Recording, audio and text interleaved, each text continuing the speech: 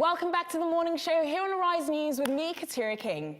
My next guest is a disruptively diasporan yogi at the Breathe Studio in Lagos, as well as being the founder of Isoko Africa, which is a home for all African commercial brands seeking global markets and exposure.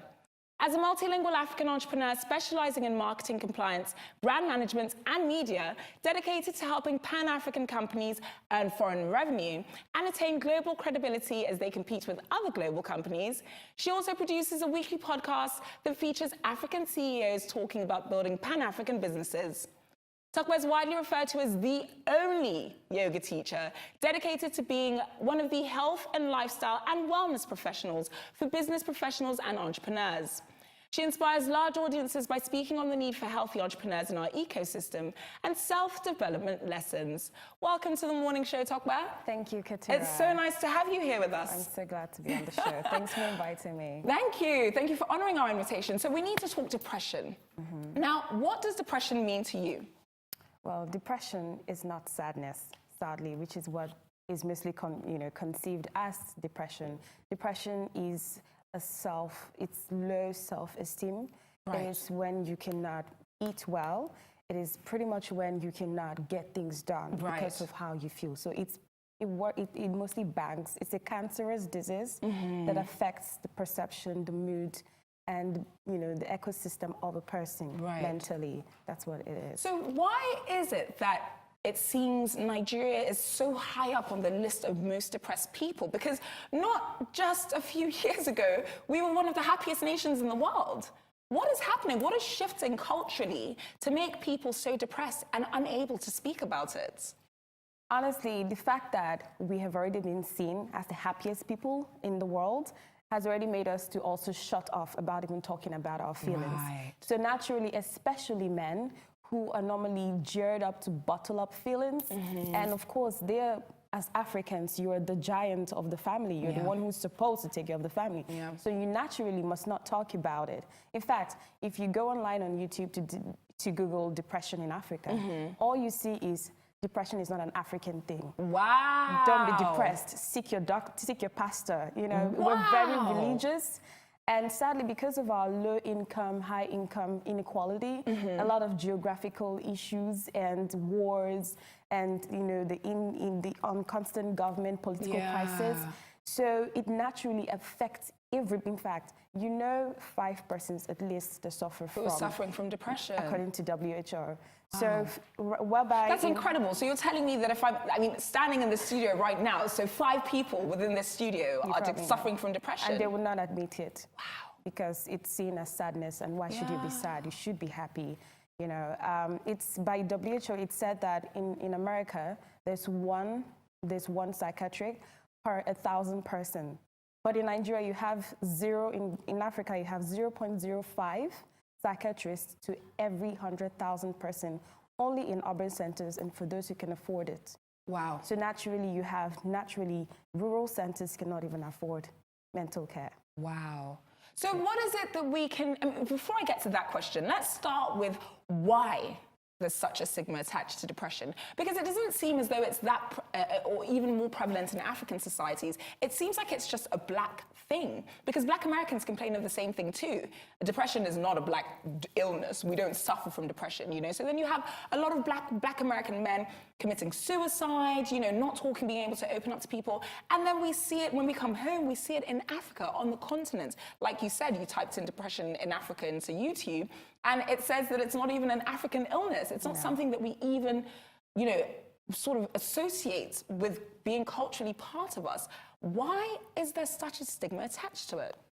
Well, naturally, depression, as the word goes, is a bad word. I was talking to a friend, and the person said, I'd rather have AIDS than depression. Wow, no way. Because depression is seen like someone who is giving up on life, who cannot be strong. And so naturally, when a child or someone tells you depression, it's one of two things that are happening. They either want to die, or, so they go like, oh, you have people around you. And of course, in our economic system, in our cultural system, we have a lot of extended families. So in a house, you have lots of fathers and mothers and everyone around you. Now, secondly, it's not a treatment in the hospital. You can go to any hospital here, even in Africa, and say, I want to be treated for depression. They're going to look at you like, are you okay? Really? You understand? So you don't have a healing system for it. And then we are very religious. So even when you go to church, exactly, you know, just like how we bank on our economic system, it's on God. Our poverty is on God is going to solve it. We don't do the work. So when you even go to the church and you say you're depressed, oh, pray, you feel better, you know. So, and naturally as women, you can't even make any sense. What is depression cost from? Self-guilt. You can do this. You don't have money. You cannot achieve that. You're too sick and all. Yeah. You can't even mention that because these are not things that really bank on the economic. You should be going to work. You should just earn money. You should not be talking about the fact that you're not happy. Why? There's no cure for that. So naturally, over here, it is. You know, that's seen such as a profound statement. You shouldn't be talking about the fact that you're not happy because there's no cure for that. Wow. That's so profound. It's so quite sad. Scary, actually, when you think about sad. it. I mean, if you say you're going to see a psychiatrist, what are they going to look? The first thing, are you mad? Yeah, what's wrong with you? Who's this person? Yeah, yeah. So you don't even ask your friends that you need a psychiatrist. Yeah. Naturally, you cannot do that. Right now, it's And it's so scary. interesting because you read these reports that state that people who seemingly have it all together and are seemingly happy on the surface, you know, and are seemingly strong, are the people that are suffering from the hardest struggles, you know, the people that are really sort of like, today might be my last day on earth because I am that just petrified with my life and I really don't want to be here any longer. So how do you spot a depressed person? If you have someone in your friendship group that perhaps might be suffering from depression, how do you spot them? Naturally, as a yoga instructor at work, mostly entrepreneurs right now experience most high prevalence of depression. People who the world rely on them. They're musicians, they have to heal us. You know, a lot of responsibilities bank in them. So naturally, as I go around and I meet people, I begin to tend to notice people who they say too much of. They're too quick to say I'm fine. You know, they're too quick to say, are you serious? Why should you? I begin to sometimes really notice them. Their behaviors become withdrawn. They begin to probably eat too much than usual. Or too little. Exactly, or too little. Sometimes even when they come for yoga class, they tend to give up easily in the workout. And so I begin to ask them, are you okay? How is work? You know, I begin to ask them, how are you at home? You know, are you going on holiday soon? And sometimes those kind of questions begin to bring out, and they don't call it, they don't want to see it as depression. But once you begin to ask them and everything, I begin to tell them, you're actually feeling some little things on depression. Do you want to talk about it? Yeah.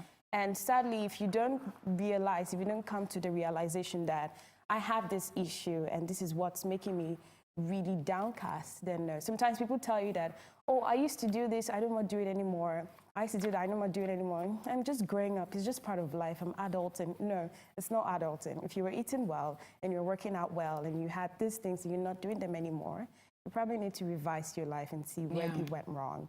Wow. Exactly. Okay. So if you were to talk to, well, actually, let's go back to something that you said, which is that entrepreneurs seem to suffer from the highest rate of depression. Why do you think that is?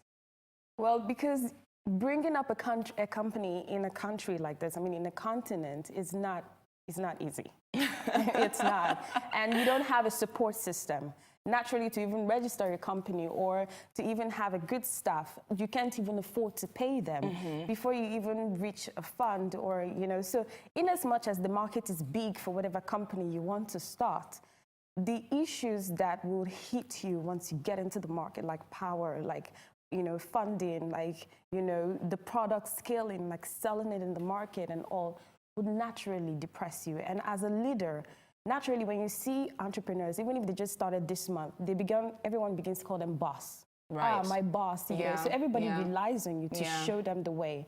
So how could you even say you cannot even go I can't get out of bed today and pay your salaries? Like, who's going to listen to that as an excuse? You have to become a zombie to even what you believe in, not being able to talk about the problems you're facing. So how can we, I mean, this is something that we'll get into in depth during our take, but if you were to give me sort of a brief analyzation of how it is that we can begin combating the stigma of depression in society, what would that be? I think, first of all, people need to understand that depression is not a bad thing. It's actually like cancer that you don't know is happening to you, and it eats you slowly, because it doesn't start today and end today. You take years, and then you get to the point where you can't even just return. You just want to kill yourself or something, except you have an intervention. So you need to acknowledge, even if you're not going through it, that, oh, I could possibly go through depression. One. Two, be very involved in an ecosystem. Create community around yourself. If you're an entrepreneur, share with your team. Tell them the things that are going on in the company that is not well. I mean, a problem shared is a problem halved. Exactly. As a founder, you owe it to them to even tell them so they know what they're in for. Thirdly, you need a healthy or something that can keep you healthy. You need to have a healthy lifestyle. A lot of people, it's really sad. I see them at the gym and they come 3 months and they're out. They just came to lose weight, or they just came to lose their abs or something. And it's not about that. You need to have a healthy lifestyle. It doesn't mean you cannot eat what you want to eat, but you need to learn that I need a lifestyle that works for me. And even if it's just buying a yoga mat, okay, and having that at home and doing 10 minutes of sun salutations or a very simple workout, at least 3 times a week, that is fine. That is really fine. And you're going to take us through some yoga poses that we can do before work, in the middle of the day, in the office bathrooms if you need a little pick-me-up. So we'll see that after the break. But in terms of things that one can do to sort of combat this negative mental state, what else? So if I was suffering from depression and, you know, I had taken up yoga and it was helping me, but perhaps maybe not as much as I would have hoped, what else, what other things could I potentially be doing? Ultimately, apart from having that community, you need to talk about it. You need to seek people around you, because we don't have so much psychiatrists you can go to. There are always people around you that have a lot of self-esteem, like someone like you. Great, you know, great self-esteem. They can actually help you, which is why you need mentors. So you can go talk to them and say, this is what I'm feeling, this is what's going on with me. And soon they can begin to help you. They can check up on you and say, okay, sometimes it may just be an application failed and you were just banking on it and then it just tore you apart. So they can help you walk through. You could even find that that person has an opportunity for you. But most ultimately, take care of your health, because depression affects your health. And when your health goes down the line, it's really hard for you to come out of it. So take care of the health, because it will take you much more work to get back than just helping yourself leave depression. And hopefully we can start having hospitals and clinics that begin to actually treat this clinically, and that could also be a great help to our community. Wow. Insightful stuff. Thank you so much, Tope. Thank you. I'm going to see you after the break, and you're going to be showing me some yoga poses. Definitely. I'm very excited. Actually, I'm quite scared. Time for a quick break on the morning show, but stay tuned, because when we return, we're yogaing.